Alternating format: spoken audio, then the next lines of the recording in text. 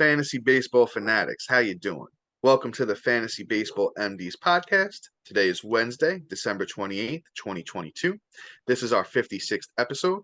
If you guys been enjoying the podcast, all we ask is if you can give us a little 5-star rating and write a little review. If you guys listen on Apple, Spotify, or anywhere else that we're available. If you're watching on YouTube, we appreciate it if you subscribe, throw us a like, and maybe a comment, if you will. We're always responding to those comments on YouTube. We love the back and forth with our fans. And I'm your host, Dominic Martino, here with my brother, better half, partner in crime, the man of a million nicknames, Matthew Ane. Matt, how we feeling today, brother? Doing good, man. Holiday weekend. I'm off all week. It's a good time. There you go. Me too, brother. Yeah, you had a good Christmas and stuff. Yes, sir. My girl got me NBA 2K23, so that's kind of been what I've been doing lately. A little bit on there, some baseball gear, that kind of stuff. What about you, brother? What'd you get for Christmas? I'm chilling. I got this beautiful mic, and then my brother-in-law hooked me up with this really nice shirt, the MD's logo. Yeah, That is fire. yeah. Second we made this, I'm like, I gotta get it on a shirt, and he already did it for me. He already had that queued up for Christmas. I'm like, yeah, buddy. That is awesome, brother. I Thanks, Trey. absolutely love it. Absolutely love it. Yeah, shout out to Trey. Shout out to Trey for that one. But What? all right, brother. Let's hit that finger on the pulse per normal. So today we got a bunch of cool things lined up for finger on the pulse, and we got a lot of great stuff for later in the episode. So please stay tuned. So for finger on the pulse, we got to start with the big one, Carlos Correa. That Carlos Correa saga continues. So the thing was, Correa signed originally with the Giants, 13-year, 350 million mega contract, and it didn't go through because of the physical. Now they went back to that 2014 injury/surgery that Correa got on the right fibula and the right ankle. Got a plate put in there, and the Giants did not think it was going to hold up. There was a play this year where Correa slid into second base and he got hit on that surgically repaired leg, and he felt a vibration, and it went numb for a little bit. But then Correa said as soon as he stood up, it started to feel better, and he knew he was good to go. Now the Mets decide, hey, we're going to swoop in there and we're going to sign Correa to a 12-year, $315 million contract. And that kind of changes things, Matt, what's your thoughts here so far with everything? We'll get into the rankings and everything in a little bit, but I just would like to hear your thoughts on this part of the Correa saga. Got you. He has been a flanges dude forever. So they're weak. Him and Alberto Mondesi are like, roommates. It's just one of those things where, if you can't trust his knee and he's not passing his physical, how can you trust to pay that guy that much money and him return on investment? Because you know what, that's a negative return. You don't want that as an owner, and you also don't want that on your team because you're gonna have your best guy sitting all the time. And to be completely honest, I wouldn't. And I'm always low on Correa, even though he's going to play third this year. That's what bumps him up, makes him draftable for me.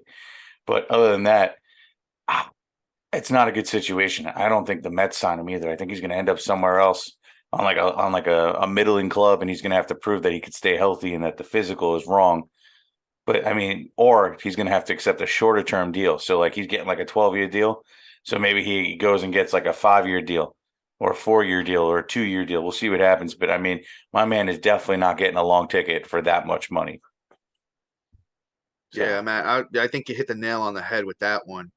I agree. I think it maybe winds up being a shorter deal for Correa. These teams, maybe he gets a 3 to 5-year deal similar to the one he signed with the Twins last offseason. Because, yeah, that's the thing, is that you're going to pay this guy that much money and then, not have him available for, most of the deal. That would be absolutely horrible. But for the short term, let's talk a little bit of short term with Correa. He was decent last year. That Minnesota Twins team was absolutely putrid, so that kind of held him back personally. But Correa did play 136 games last year, had 70 runs, 22 bombs, 64 RBIs. He does not steal bases, so 0 steals. But he had 291, which is very, very exceptional. Now, I personally have Correa ranked 9 at shortstop, and then at third base, he bumps up a little bit to 7. But if he doesn't stay with the Mets, I think that drops down. I think there's some guys that I personally have under him if he's not with the Mets that will jump up on him because that Mets lineup is going to be the thing that makes Correa over the top. Because you got Pete Alonso, you got all those other big bats, Starling Marte. They just got Francisco Lindor. They just have a bunch of guys that, playing around Correa, I think will make him better. But if he goes to it, if this deal does not go through, goes to a team, like the Twins again, I think it bumps him back down. So, Matt, you agree with that? And where do you have him in your rankings? I mean, I agree. Like, if he doesn't stay with the Mets, he's definitely getting bumped down. But right now, at third base, I have him at 8, and it's just because it's third base. Third base is Yeah, yeah. atrocious, right? So, I mean, I just have like Gunnar Henderson right behind him, Miguel Vargas, Max Muncy, and then Anthony Rendon. Like those are the guys right under him. It's a crapshoot. The upsides there with Gunnar and Vargas and then Muncy's hopefully playing a healthy season this year and can have a nice bounce back.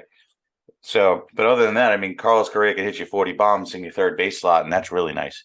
So, because I mean, third base is not deep, and there's just a lot of question marks surrounding the guys that I just read off. So, I Yeah, like yeah. Correa at third. At shortstop, I have him at 12, but to be honest, he gets traded. He's getting bumped down and bumped down pretty good. I mean, I'll probably drop him behind, like right behind him is Tommy Edmonds and Xander Bogarts and Pena. Like, I'll probably drop him below Pena, and that'll put him at 15. So, it's one of those things where I could totally see him dropping and then calling it a day because unless he gets a landing spot like the Yankees on the cheap. Yeah, that'd be interesting. That'd be interesting for sure. Yeah, that'd be one of the few teams I'd be like, okay, or the Dodgers, the both evil empires. Yeah, yeah. So I think the thing with Correa right now is if he stays with the Mets, he's definitely draftable and the value goes up. If this contract doesn't go through and he signs with a lesser team, he bumps back down. I will say this though before we do move on. I go by right now the only platform that's really doing drafts that's mainstream is NFBC. And over the last month, Carlos Correa is being drafted as the 16th shortstop off the board, pick 127. And I will say this, if he stays with the Mets, that's great, great value because I think if he's with the Mets, he's a top 10 shortstop, definitely a top 10 third baseman. But with all that being said, let's move on here. Let's go over to the big Daulton Varsho trade, which is super interesting. Once again, I've heard from all over the place, different ends. Blue Jays got the better deal. Arizona's got the better deal. I think overall, it's a great trade for both teams in baseball and in fantasy. The Blue Jays get themselves a nice little lefty bat with Varsho, and Varsho had a great year last year. Let's go over those stats. Daulton Varsho last year played 151 games, had 79 runs, 27 bombs, 74 RBIs, 16 steals, and hit 235. I think that's an absolute top 10, if not 5 catcher heading into this year. He's going to play outfield for them. So, you're going to get a guy that's going to play every day at your catcher position. That's already an advantage. The only spot he's going to kill you in is the batting average. So 4-tool guy here. I think the runs go up over 85. I think the bombs stay at 25 plus. The RBIs are going to go way, way up. I could see him getting 90, even 100 RBIs for Varsho with that lineup, Vladdy and Bo and the rest of the crew there. And then he's going to chip in at hopefully at least 10 steals. He's a steals guy. He's pretty quick for, a bigger dude. I love Daulton Varsho, and I believe I have him at 8th right now. And if everything looks good, he's got a good spot in that lineup. I will move him up. Matt, thoughts on the Varsho side of this trade? I love Varsho for this. I mean, it's going to be a lot better than being on the Diamondbacks for sure. I mean, Diamondbacks are Oh going to yeah, be a good team this year. I think they're going to be sneaky. They may not make the playoffs, but they're going to make a splash this year. They have a lot of young talent. But I don't think he was a good fit in that lineup, truthfully. One, it's just he's playing catcher and then he's not really playing the outfield all as much either. So he's not really getting the everyday reps where he's going to get in Toronto. So because he's not going to play catcher over Kirk. Like it's just not happening. He's only going to be catching when Kirk needs a break. So that means he's going to have a full-time role in the outfield, and he's going to be able to, stay healthy, get in a rhythm. Maybe we can see that batting average bounce back a little bit, and he can actually show off his real skills. I think he's going to be incredible this year. I have him as my well, I can't read today. My number 8 overall catcher, but that can yeah, we're in sync. rise. We're in sync. Yeah, that could rise. I mean, I could see myself moving him up above Sean Murphy, who's one slot ahead of him. And it's a crapshoot. I think that there's a lot of upside, and that Blue Jays team is just incredible. But if we were to move over to the Blue Jays side of that, I'm sorry, the Diamondback side of that trade, I think they won that trade because they should have Monero should have gone for way more. Like personally, I think that Yeah. if anything, they could have shipped him off to any other team and got a haul. because he was their number one prospect, and he's a great catching prospect. Out of nowhere, there's a bunch of great catching prospects. Crazy amount. Yeah, it's absurd. The fact that they had three at this point, because they also have Danny Jansen too. It's mind blowing. So, Monero is going to be great. He had a nice little stint. Let me pull up his stats real quick. He looked impressive. His minor league stats were great, but this is what Monero did this year. Moreno. Moreno. I keep messing up his name.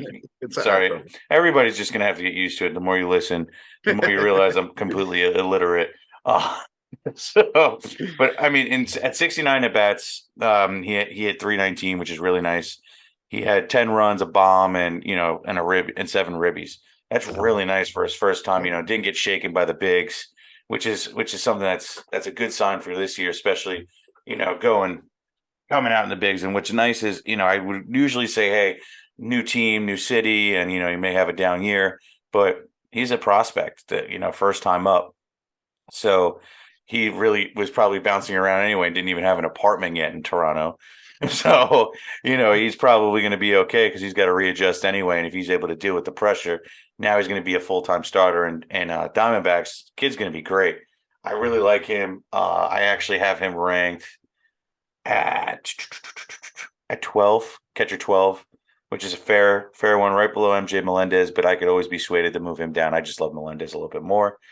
But Monero has a lot of upside, and he's really interesting, especially like a dynasty startup, or he could be somebody that you want to target. He's not going to be what do you call it, eligible as a rookie draft, but he will be available just for a regular pick. And he's somebody I'd be eyeing just for the long term value. He could be a solid young catcher for you.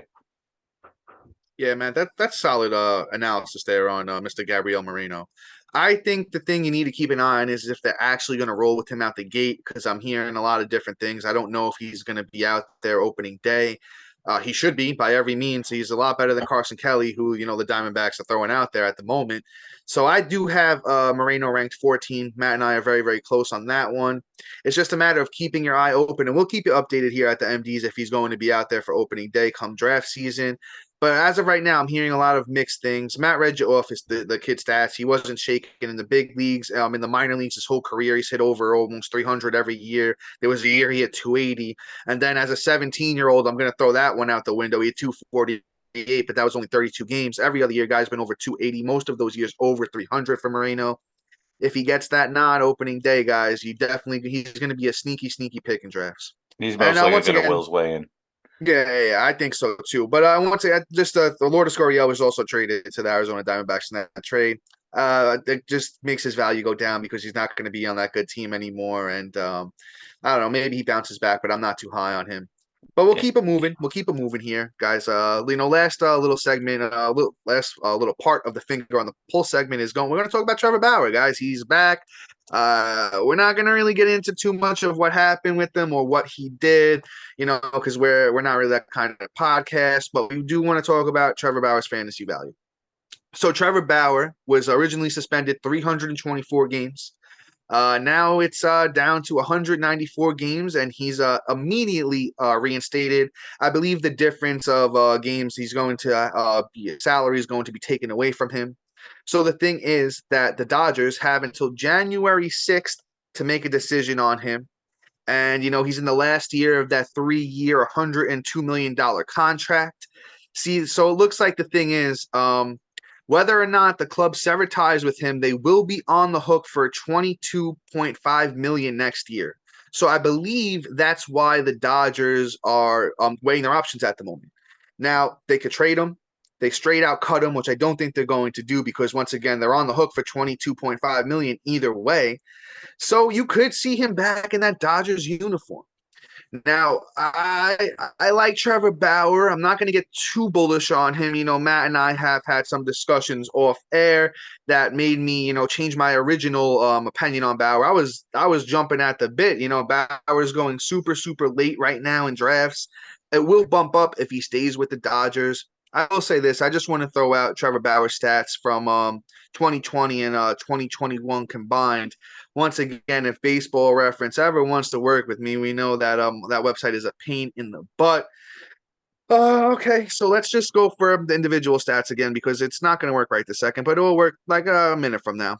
So in 2020, once again, there you go, pops up as soon as I'm ready to move on. Baseball Reference is like, nah, we'll give it to you. So okay, Gotta love it. 2020, 2021 combined for Trevor Bauer, 13 wins, 9 losses over 28 starts, 180 innings, 237 strikeouts, and an 0.9 WHIP.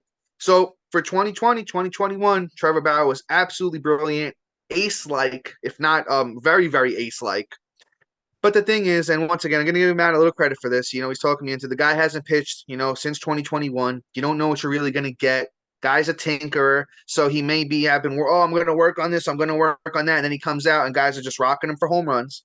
I will say this though, if you can get Trevor Bauer as your fourth, fifth pitcher on your fantasy team, I think it could be worth it for you in the long run. Now, Matt, once again, I kind of know how you feel, but let's hear the fans get your thoughts on this one, brother.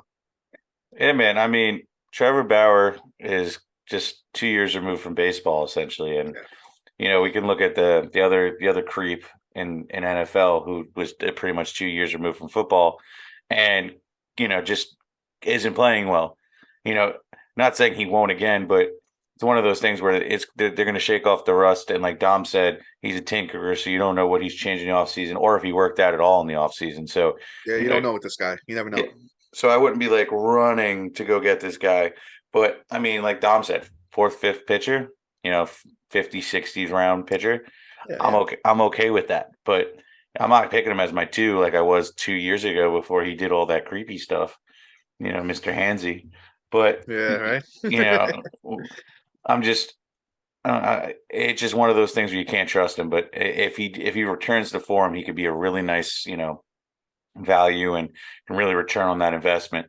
But again, I'm not drafting him before that. If somebody else wants to go take him as their pitcher, 1, 2, 3, 4, I mean, 1, 2, 3, enjoy. Because if he flops, you're going to flop hard and you're going to feel it. I'd rather be conservative on this one and move on. Yeah, yeah. So, guys, that's pretty much it on Trevor Bauer. Just at the MDs, we'll keep you in locked in as to where Trevor Bauer winds up. If he goes back to like somewhere like Cincinnati, I'm just totally out on him. But if he goes to the Dodgers, it's going to be very interesting, especially since the Dodgers are known to be very, very good with pitchers. So now we're going to move into our main segment of the episode. This segment is going to be called "Should You Be Concerned with These Players Heading into the 2023 Fantasy Baseball Season?" Now, Matt gave a little tease at one of the guys that was, going to be in the segment. He didn't say too much, but a little tease. Anthony Rendon, right? Guy, super super interesting guy. He was dominant for a very very long time. I believe it was 2016 through 2019. Once again, let's hold baseball reference. Finally, you're working with me here. I like that. I like to see that. So from 2016 to 2019 for Anthony Rendon, he played 585 games, 377 runs, 103 bombs, 403 RBIs, 26 steals, and he hit 299. Now, for Anthony Rendon, those numbers average out to, for a full season, 94 runs, 26 bombs, 101 RBIs, 6 steals, and that 299 batting average I mentioned. He's great when he's on the field, but for the last 2 years, he has not been on the field. Last 2 years, Anthony Rendon played 58 games in 2021, and he played 47 games last year. He's going to be 33 years old, this upcoming season, and he's got that wrist. He's coming off that wrist surgery. It's going to be very interesting to see how he does, how he performs. I believe I have him 14 at third base. That could definitely move up if he looks great in spring training. That lineup is definitely a good lineup if everybody stays put. If Trout, Ohtani. I love Logan O'Hoppe. If you guys don't know about him, he's a catching prospect that came up last year for the Angels. I'm very very high on Logan O'Hoppe coming into this year. So that lineup's going to be good if everyone stays put. Matt, what's your thoughts on Rendon on the high end? If everyone stays and the injury's not bad, where do you have Rendon ranked? Right now, I actually have him. Let me flip back. There was a trade that just made with the Yankees. I was checking it out. Oh, all right. Drop the news, brother. What happened? Anything interesting or what? To be honest, they just received an infield prospect from the Braves, and they gave away like nobody. And So anybody that we would know here, or no, okay, all right, nah, fair enough. that's why I'm not talking about. I was really seeing Fair if I enough. even wanted to break the news, Yeah, but fair enough, brother. But let me get back to this real quick now that I'm all scrambled. Yeah, So it's all right. Mr. Rendon here, I have him at number 12 in third base rankings. I think it's Okay. fair. I can't rank him over like Max Muncy or Miguel Vargas or Gunnar Henderson. If he's healthy and he's showing it and he's not hurt in spring, he may get a bump up because I mean, hey, he could be a serious value for me. In my opinion, if he plays a full season, he could be a top five third baseman. But the Yeah, question is, will he? possible. Because he's also spending time in the Mondesi wing. And, the phalanges rehab is long, and sometimes we just don't recover. And that seems like what's the case with Rendon. It's not a matter of if, it's a matter of when, and then it's a question of how long. So, if it's built into his draft price at this point. I don't Yeah. think you're going to see him in the top 100 picks, and it's not going to be feeling comfortable drafting him. But, if you do draft him, you're probably like, oh, well, I missed out on a better third baseman. Let me play the upside right Wow. here and let me scoop him up. Matt, let me say this. He is absolutely buried right now in NFBC. Right now, Mhm. over the last month in NFBC drafts, Mhm. Anthony Rendon is coming off the board as the 20th third baseman, Matt, at pick 261. Let's go. That's Yeah, a value. I'll take that all day. If you can get Anthony Rendon at pick 261, you take that all day and you walk away happy. As Matt was saying, the injuries are building up over the years with him, and as you get older, as Matt and I can both attest, the injuries, they get harder to bounce back from. But at that kind of value, you take Anthony Rendon as the 20th third baseman coming off at 261. He's going behind guys like John Birdie, Ryan McMahon, Josh Rojas, Matt Chapman. I'll take Anthony Rendon over all of them all day. But with that being said, let's move on, Matt. Let's move on to one of my favorite players of all time, guy that I've loved since he was a rookie. That's Chris Bryant of the Colorado Rockies. So now last year was not kind to Chris Bryant. He had a lot of back issues that kept acting up on him, and you never really want to hear back issues because that's something that can linger not only for months but for years. So you don't like to hear that, especially he's going to be 31 in this upcoming season. But then, it seemed like he had worked his way back from the back issue, and then he got plantar fascia. Plantar fascia is not something that, is as bad as a back issue. So we're going to hope for better health from Chris Bryant this upcoming season. But when Chris Bryant was on the field for the 42 games last year, he was absolutely great. He had 28 runs, 5 bombs, 14 RBIs. Unfortunately, didn't chip in a steal, but he can steal you some bases, and he hit 306. I Yeah. think for Chris Bryant, sky is the absolute limit for him. He could. I'll give out a prediction line. If Chris Bryant plays 140 to 150 games next year, the runs and RBIs might not be great for him in that Colorado lineup. But look at somebody like CJ Crone, who had a pretty solid year last year in those departments. I could see 85 runs from Chris Bryant with 30 plus bombs, maybe 75 to 80 RBIs, 7 to 10 steals, and he's going to hit over 300 in course. So if you can get that from Chris Bryant, where he's falling down draft boards tremendously, I'm not sure how all the platforms are going to handle his position eligibility since he only played 42 games last year. But if Yahoo is where Matt and I usually play our fantasy baseball, if Yahoo is kind, they might leave him with first, third, and outfield like he did have last year, and that would be absolutely amazing. And I'm just gonna end it with this right now.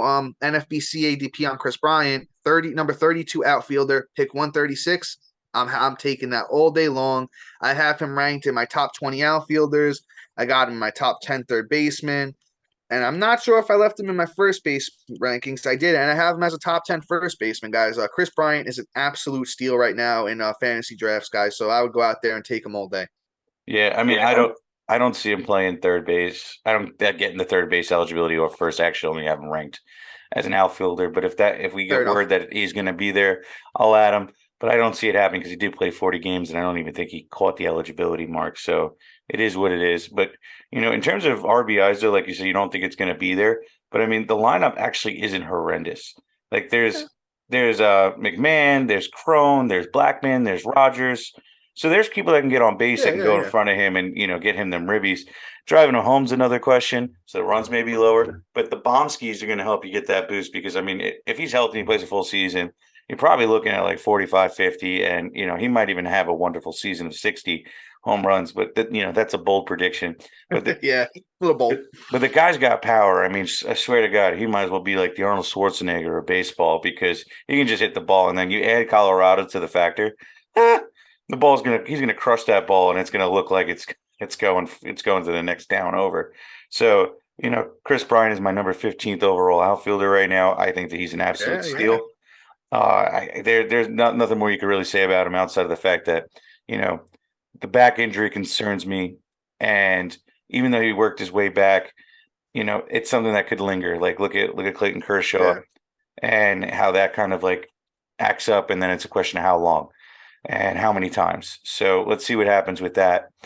I'm not ready to put him down as like a flanges guy yet, but if he does it this season, we're gonna have problems. But I don't foresee it. It's not his MO. So let's just hope that Chris Bryant returns to his normal health form, and we get a full season out of him because he might even be a steal. 'Cause he Yeah, plays guys, draft them everywhere. I'm telling yeah, you, he's draft them everywhere. he's worth the risk.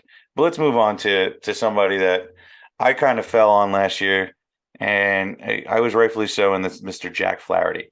Yeah, I was hoping you were going that way. I pulled up all the stuff for him. I was hoping we were in sync, and we are. We Thank you. always are, man. Great minds I think know, alike. I know. This That's is why we might not have the same mother, but we definitely are brothers. amen to that, man. This is what happens, guys, when you know a guy for like almost 20 years. Yeah, right. 20 plus going on at this point. Exactly. So, we're kind of always reading each other's minds. But Jack Flaherty actually is like an incredible talent. The only problem with him is his shoulder is just atrocious. He's actually been pitching with it torn for the last 3 seasons. And Yeah, that's what since 2021. right. So that's what's saying, like kid's a baller. He just plays through pain. But when he returned last year from his injuries, he did not play so well right off the bat. In 36 innings, he had 33 Ks, which usually his K per nine's a lot higher than that. So that's a little troublesome. And then he had a 4.25 ERA. But yet, you know what? Not for nothing. He's usually a lower ERA guy, like in the mid threes, low threes. And to be honest, he has the upside to throw a sub three. He could be in Cy Young contention because he's that good. But the problem is he's been injury riddled, and he's honestly, I think, one more season of flangy issues, and he's another flanges category person. So he's somebody to watch out for. I don't have him drafted all that high because I just don't trust him all that Yeah, where much. do you have him ranked, man? I'm actually so curious. I don't even know. I don't even know. Like, I'm not even sure where you have him ranked. I'm just I, so I curious. buried him this year, funny enough. Oh, you're crazy. 49.